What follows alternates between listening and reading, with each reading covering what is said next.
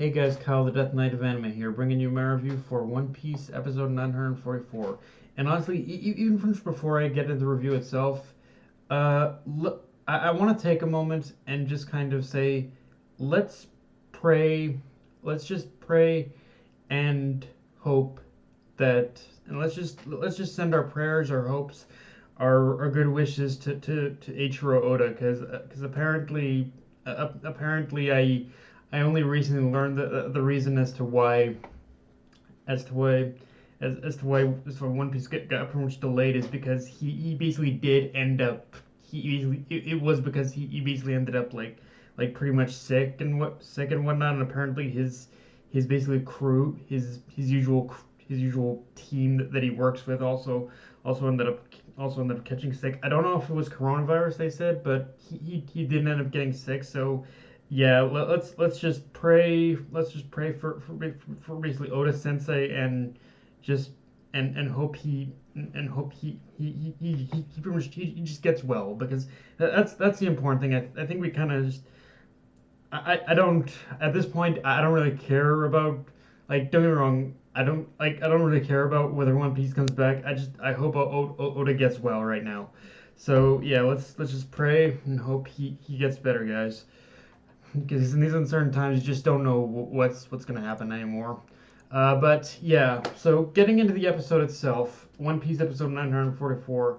So to start off, is it just me, or did anyone else feel the recap was excessively long this week? I mean, I know they've extended the recap ever since the time skip in general, but this one felt especially long, and I don't know if it's just me or if anyone else felt this way, but let me know if you did, because it's also one of those weird episodes where even though the recap felt longer than normal, the actual episode went by pretty fast. Like the pacing didn't really feel like it was dragging its feet at all. Like it moved from scene to scene pretty quickly, honestly. All things considered, like they didn't really drag it out all that much, really. Um, getting into now, but talking about the actual episode, we start off pretty strong with Kinemon admitting to Ashura what he had done. And what I like about this moment in particular is that even though Ashura is obviously, you can see that Ashura was obviously furious, he was tricked, and to a certain degree betrayed. I also like how the experience in itself, it did give Ashura like perspective and forced him to kind of at least the recognize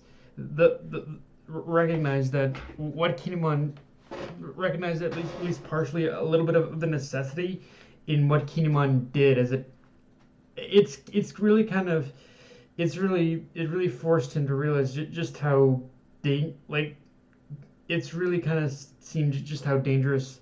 It's really given him a little bit more perspective on just how dangerous like Kaido and Orochi actually are, as well as how much more dangerous they're becoming, to the point that however good Ashura and his men think they are at outpacing Kaido's forces, eventually their luck will run out. But at the same time, he it isn't like what basically what at the same time it isn't like what Kinemon did is anything he didn't know already. Like he's experienced this he basically said it himself. I want to show you what 20 years of he basically told Kinemon himself. I want to show you what 20 years of what 20 years of struggle have brought us. Like it isn't something he needed to know, because it's something he's already experienced. And I think this is in a lot of ways going to be a learning. I think in a lot of ways this is going to be a learning experience for whatever Asher wants to show Kinemon. I think it's going to be a learning experience.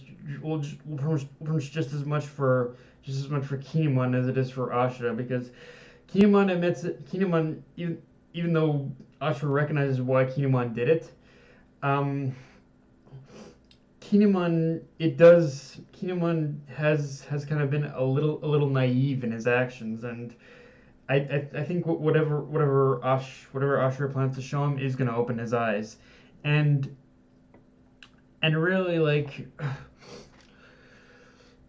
but so I like how it serves as a moment for both men to really kind of reconcile with each other and actually try and finally talk to each other.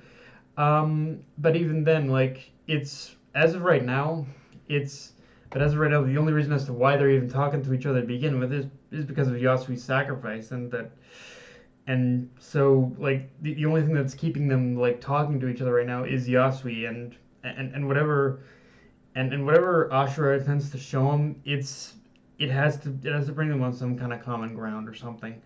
Um, so yeah, I think it's so yeah, and whatever, and I think it is going to be a bit of a, and I think whatever happens from here though, it is going to cause them to kind of like reckon whatever happens from here. I think they are on the path of reconciling though for sure. Um, and on the path that realizing that running isn't necessary. And I do like how Ashura though does realize that running might not necessarily be an option anymore either though. I think he realizes that. Um, Now, obviously, majority of the rest of the episode was pretty much Big Mom going on a rampage through the mine, and I think they definitely gave her a few extra moments in the episode itself, which I do like in showing us just how much destruction she's causing it to the mine in her hunger, and it kind of adds more to the buildup of her arrival and just how much of an overall destructive force that she really is when she's hungry. Um, of course, I also like how Chopper's lie ended up coming full circle and in some way worked out in his in the favor of his group. While at the same time, the fact that there is no red bean soup left also is very much coming back to bite everyone in the ass. That's Luffy, Chopper, just like the fact there is no red bean soup in general. You can tell just based off the preview actually that the fact that there's no red bean soup, it's really gonna come back to bite everyone in the ass. Unfortunately, like we had thought. Um, with that, but so let's talk about the fight that starts between Big Mom and Queen, which yeah, it figures they'd end the episode just as the fight is going to start. So unfortunately, I can't talk about my full thoughts on what's going to happen from here, but I will say things are slightly different than how I originally remember them. And maybe it's just based on different perspective or the fact that the anime has some extra stuff. But I have, but perspective, I, but so far, like just with what I've seen, I'm not as angry about how this episode ended, and probably with how this fight that started is going to end either. Um, or at least I'm not as angry as I was when I read the when I saw this fight between Queen and Big Mom play out in the manga, and I think that is partially due to the fact that the anime right now is doing a better job at showcasing the little details when it comes to Big Mom, and just what's the little details of Big Mom, and just really emphasizing her hunger. I think is the best way to put it. Like the fact that the anime I think is doing a better job at emphasizing her hunger is kind of showing a little bit. Is kind of making me just pretty much believe a little bit more of basically what's going to happen next episode. I think. Um, with that said, if I did have any major complaints about this episode, it's that it is kind of it's one of those episodes where art and animation is one of the weaker spots. Like the thing with the art and animation this week is there was nothing really great that stood out this week, and unlike previous episodes where at least there were bright spots, this time it felt a little more stagnant, and maybe because maybe the only bright spot, if I was to fish for one, was Big Mom's takedown of Queen, that's pretty much about it. Like there's nothing that really stood out or popped in, like there's nothing like compared to other episodes I've seen, there's nothing about this episode that really stood out or popped, and art and animation wise, like it's just kind of it's just kind of an episode that just kind of that flew by me in the art and animation department. Again, aside from maybe that one moment, but yeah, aside from that, just nothing. There's nothing really here. Um, but yeah, guys, that's all I got for this review. If you enjoyed the video, like, comment, subscribe. Follow me on Twitter, Facebook, and Mr. Crunchyroll. Dead Night of Me, signing off. Later, guys.